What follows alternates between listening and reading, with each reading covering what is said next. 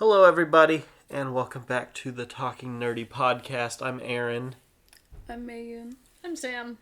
And today we're going to be talking about collections. I think that's something that a lot of people tend to nerd out about. I think so.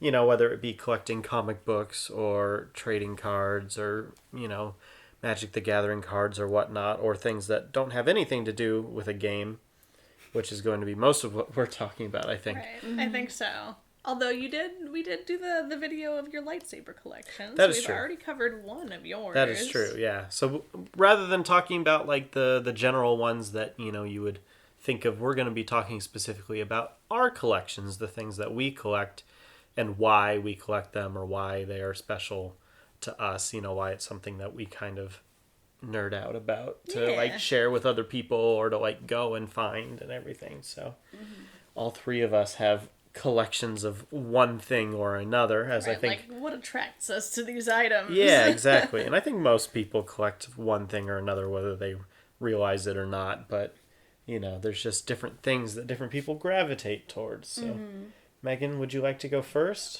or last? I don't care. Those are your options. Okay. I'll go first. First, all right.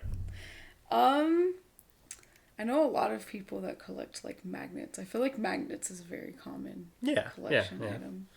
I know my parents collect magnets.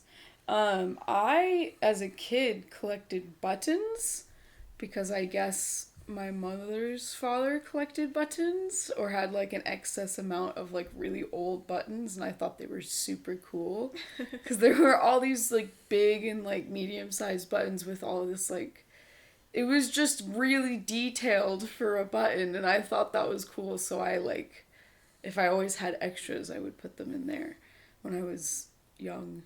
I can dig it. We talking buttons off of your shirts or Slogan buttons. Slogan buttons, yeah.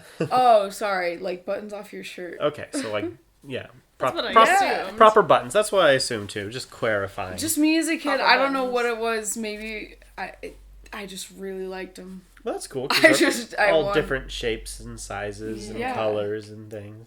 Yeah, I just really liked them. I don't know why. What about now, though? Now I collect patches. I've collected patches for several years, I think, throughout high school into now. But I know a lot of people that either collect patches and put them on something or put them on wearable clothing or backpacks. Yeah, or keep them someplace. I sew mine together as a tapestry, and I do it in time with when I get them or around the period when I'm sewing them in together, so it all becomes a uniform piece. And I started off at first with kind of, I would say it wasn't that big. I would say maybe it was a 2-foot rod. Yeah, a 2-foot rod, and then I doubled that in length, going down. Yeah. And then now I have a 4-foot rod, and I've gone across, so I'm filling in quite a lot, and eventually it's just going to be this really big thing. Yeah, you've probably got 30 patches on there? 20, 30? Just give or take. Probably 30. Yeah. Closer to an approximation. Between 30 and 40 probably, yeah. And I really enjoy that setup because you get to see your entire collection all together at once, which I'm kind of all about. It's not in a bag somewhere. Right, it's nice to have a collection and to be able to see it all and to see it all together and how it all comes together. Yeah. And you can look at the items as a whole or focus in on each individual one and think of them as individuals. Yeah, I really and it's just nice to it's very much been a thing. Anyone that's gone in a room of mine in the past couple of years has seen that and just stopped and you look at all of the different ones. Mm-hmm. I just really like embroidery. I find beadwork and embroidery and just anything with that kind of stitching and quote work because it's so painstaking. Mm-hmm. I find it really impressive, even though I do know that there's a lot of embroidery machines now for most patches. But there's some I've gotten where you can tell they're handmade and they're pretty cool. Yeah. So very cool. Yeah, I really like patches. But again, something I've said before, like, I very much, it's one of those things, like, I appreciate when friends or people I care about get me a patch, but that doesn't always mean that's, like, a patch that would represent me in something, like, I want to wear on wearable clothing as well. So I like to have it all there to see it all. But other than that, I can't think of anything I collect. Mm-hmm. Okay. You've just like got like one specific collection, and you keep adding to that, and you don't worry about anything else really. I technically like I'm trying to collect Polaroids, but like you have to take them. So I mean, yeah, that's taking pictures. That's like, a little different, but yeah. Yeah. But yeah, I just don't have a lot of collections. I don't have a lot of stuff that like I'm one of those people, like, I could get rid of probably half my stuff and be okay. But well, good for you. I need to do that soon. I like my stuff too much. Like, what kind of a weird passive-aggressive good for you is that? Well, it's just, sometimes you have to get to the point where it's like, this stuff, I don't ever use it. Yeah. Or especially, like, clothes sometimes. I'm just at the point where like, half my closet I have to be realistic about. For sure. And it's just taking up space that doesn't need to take up space. So. Same. Oh, is that? It's my turn now. Yes. Yeah. Transition. Aaron has decided he's going last. Yeah. All right, fine. Why not? Well, throughout my life, I have collected many a thing. Yay. Mostly unimportant. I still have these urges within me. I've described them many times. If I'm out on a walk and I see a good stick, to pick it up and take it home with me. But now I am an adult and I have nowhere to put these sticks, so I have to stop that. But that would probably be my first collection. Because no one appreciates a good stick. Right. You can pick up a stick, pretend it's a sword, whack people with it. It's great. Appreciate a good stick, everybody. I collected hats for a time, but that was more so that I just never ever got rid of any hat that was given to me, rather than I was seeking them out because I was a child and could not purchase them on my own. I think eventually my parents were like, we're not getting you more. So eventually I had to give those up. But I'd say my major collections now, well, kind of it used to be my VHS collection. Right, yeah. Which was a monster of a VHS collection, just because VHS tapes take up a lot of volume physically in the material world. And I moved them with me when I had lived down in SoCal.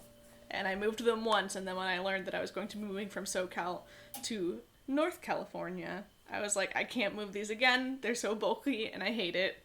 So instead, my collection dwindled into what it is now, which is I took all of the cardboard covers and cut off the cover and the side with the title card and turned it into a collage so that I can still kind of look at what my VHS collection was, and I could donate the tapes to like thrift stores and things and not have to deal with finding space for the collection, but still being able to view it kind of in the same way Meghan has their patches. Yeah. Flat on the wall. Exactly. So I get to look at all those fun old movie titles that I love so much and think about how much I enjoyed my VHS collection. Hell yeah.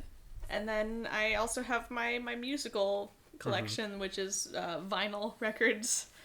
I've been collecting soundtracks of movies and musical soundtracks, Broadway musical, original Broadway cast recording, things like that. Anything from, like, the 90s and backwards. I have a lot of like old-timey radio and ragtime Vinyls. record Cool.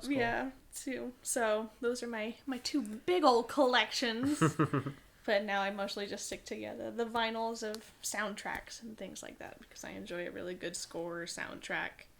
And I love me some musicals. Neat. Yeah. That's super cool. And it's really fun to listen to music on vinyl players. If anyone has any inkling to get record players at home, you can get really weird records at thrift stores on the cheap and listen to them and laugh, and it's great. Very cheap. All right. Aaron Gilmartin. Me? Yes, you.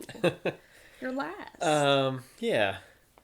I guess probably my first collection, and definitely the one that I still add to the most, would be Coins.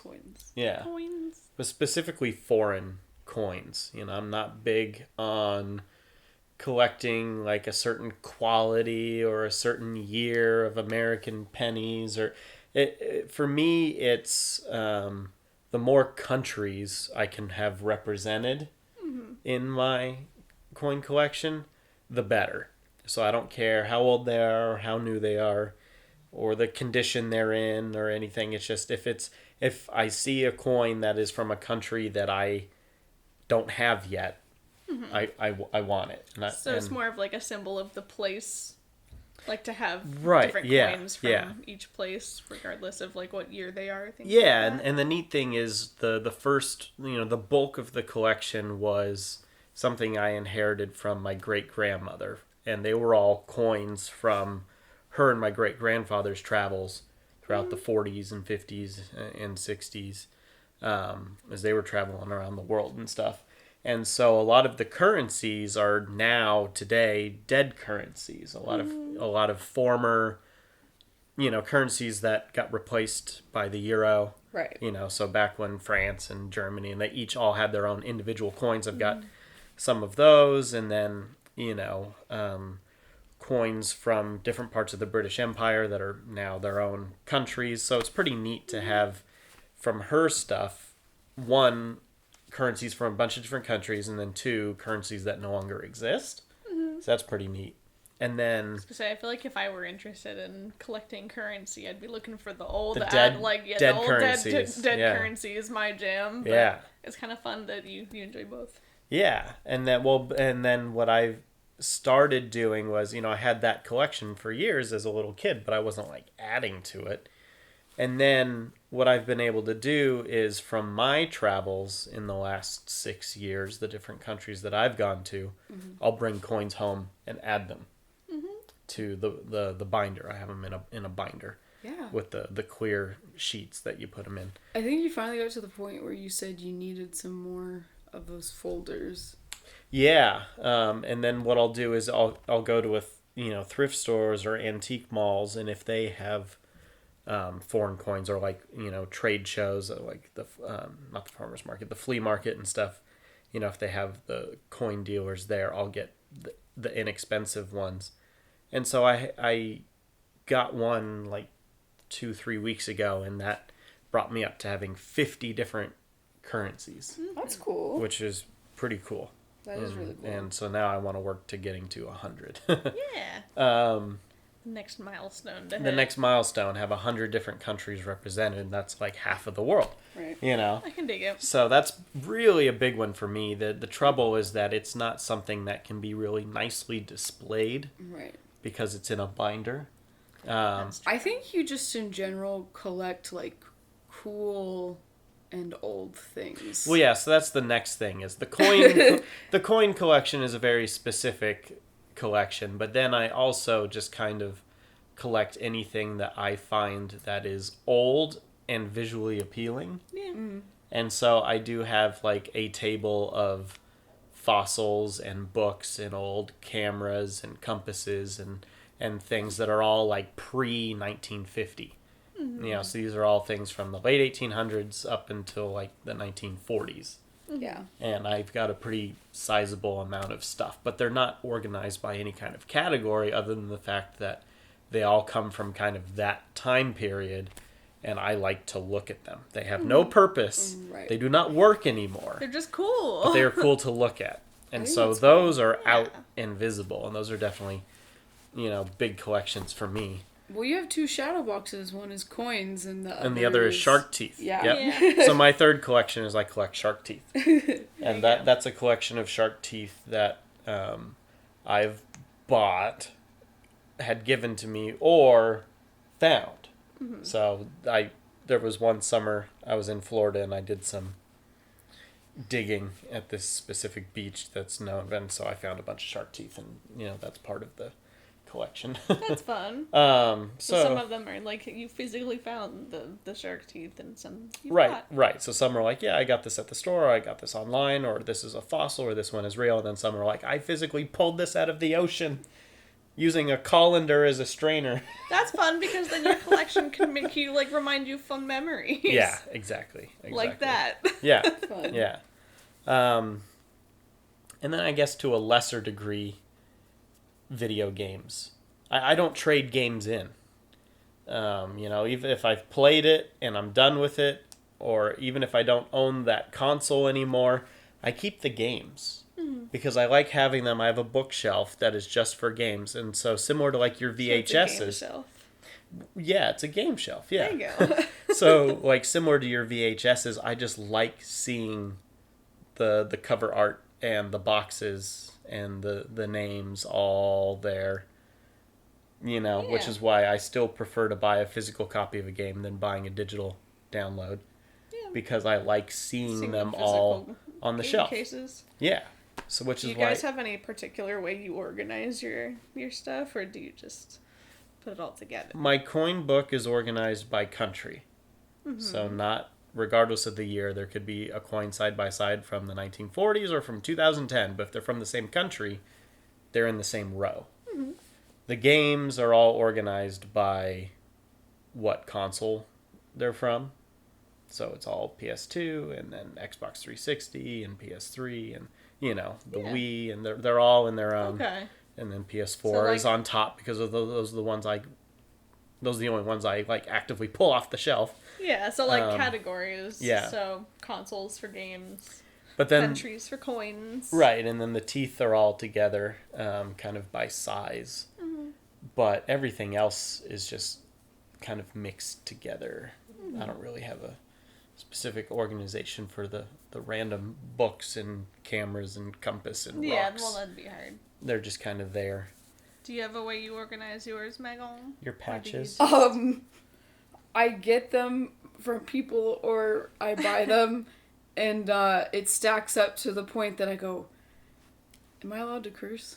Yeah, I don't care. Where I go, fuck, I need to do this. And then I put them all up there. And I just basically, I organize, because especially lately, I've gotten patches that are specific, little characters or things. So I try to organize them in a way that kind of flows with how the chronological time I got them. Okay. And then also, it looks nice together. So, because it's very much it's my own little, patch tapestry that I'm creating throughout time. And so some fit better. Yeah. So that's honestly how at first it was, when I didn't have that many, it was just I got one, so I'll sew it together, or I had ones from growing up that I put all together. But now it's literally just, I kind of get a little pile until I look at it one day and have time to say, okay, it's time to do it. It's gonna hurt my hands, but oh well. Time to stitch them on there, and however they best fit is the order they'll go in. Yeah, well, it looks nice to me. Yeah. And I know what Sam does with their VHS, but I want to hear. Oh? Oh, yeah, well, my VHS covers are alphabetical. Ah. Yes. Yes. So anytime I am gifted with new VHS tapes, or I find new ones that covers I want to add, I rearrange all of them to make sure it's still in alphabetical order, and it sort of makes this ever-morphing collection and collage on my wall that I get to take down and add to, and then look at the new product, and then take down and add to and look at this new product. So it's kind of always changing and fun like that. Very cool. Yeah. And that's what's visually appealing for you. Yeah, I think it's just fun because I like to look at it, and I like to pick out specific movies sometimes. So if I'm thinking about that movie, or just the cover that I really enjoyed, or I'm thinking about blah, blah, blah, I don't know, whatever. Right. Whatever humans think about, I'm a human. And I can look up and I can easily find the movie that I was just thinking about, or easily find the cover that I was looking for, because I just remember what it was attached to the movie. So, I love that. Alphabetical. Yeah, so it's easily, it makes sense. Easy to sort through and organized. My musicals are not organized quite as well, because I haven't figured out a way to organize them that pleases my heart yet. Right. I've tried it by, time, essentially, because I have music from, the 20s, 30s, 40s, and then a lot of musicals from the 60s, 70s as well. So I tried to do it like that. I didn't quite like that as well because I have, along with my musicals, like a handful of like just plain rock and roll type stuff. My David Bowie, so you're like, that fits in weird. Yeah, so I'm like, I don't know how to put that around. You have to do like genre and decade somehow. Exactly. So now I have a milk carton, a bright yellow milk carton that I have for my vinyls, which is the standard vinyl storage, I think. Yeah. Hell yeah. And I just have it with my musicals in the front from oldest to newest. And then behind the musicals I have like miscellaneous, and that is also sort of by genre, that section. So it's kind of a 2-section milk crate at this point. I like to organize things. I like it. Cool. That's very cool. Yeah, when I first met Aaron, I had to get used to like how he likes to organize his collections, because I'm like, you don't like, it doesn't bug you that all your shit's just like out across this table? And he's like, no, I like to like see it all. And I'm like, I would go insane. I have to like be able to see it, but in a way where like I feel like everything's in a spot. But for you, everything's in a spot, so it's just so interesting to see how like it's different for vision. What's appealing is different across the three of us. My life looks like chaos, but it's organized internally. It doesn't look like chaos. It just some things like, you know, different brains. It just it makes sense in different ways. Mm-hmm, mm-hmm. Organization methods are different. I feel like if someone were to wander into my room, they'd look around and be like, this is chaos. But then they'd start to notice small ways that it was like... Small patterns. Yeah. Same. They're like, ah. Like, if you look closely, all the books on my bookshelves are fiction and then nonfiction on this side, and by genre or by author and things like that. So, fun. So it looks like a lot. I have a lot going on in my room at all times, but it's prepared. Organized. It's got a purpose. Yeah. Yeah. Cool. If you're out there and you have a collection, mail us at 123 Bank Street. Right. Or leave a comment on whatever you're listening to this. Call in. I don't do the outros. Aaron, help me. Call in right now. Call in. Call this Vote number. now. Vote now. Text 122. No, sorry, you really threw me off. That's the That's good. funny. Yeah, if you have a collection of your own, whether it be books or movies or music or comic books or whatever it might be, let us know in the comments. And how is it organized? And So how? Sam had Yeah. posted. And how is it organized? If at all. If at all. And then, as always, if you have any suggestions for topics for us to talk about, we are always open to suggestions, because every podcast, before we start recording, is met with like 3 hours of, what are we going to talk about? What are we going to talk about? Not every.